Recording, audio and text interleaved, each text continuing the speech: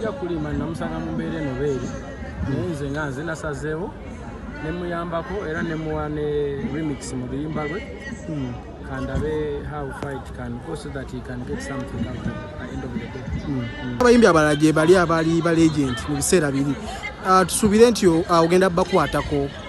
Tubakutteko nnyo era ne bweyogera nabo ddala kuba old kadonkamu abasookawo ne bana abaliwo n'abalala tugezaako mpolampola one at a time. Enteekateeka za jam session ziri zitya? Jam session tuddamu ku Lwokubiri nga tucelebrating Madam Joanita Kawalya as a legend. She's really our inspiration, someone we respect so much and we treasure. So it's really going to be good celebrating Madam Joanita. Kijja kuba kya muwendo. Abaana ffenna ab'omulembe guno twesunze nnyo okubanga tubeera mu maaso ge tumulaga omukwano ng'akyali mulamu. For you Kenzo to tell me to call better. Nze najja ku federation mami anjagala.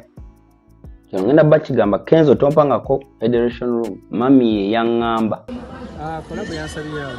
Yafiye ayagala gwe okola oluyimba ne fiye. Nakamala ne fiye omwaka mulamba. Nga tumulabirira. Yakamala ku federation omwaka ku mulamba. Ng'alya anywa yeebaka. N'olwaliro wenjogerera era ayina waali mu ddwaliro bwe yakamala emyezi ng'ebiri okubanga twagala mwanyira faddeeko.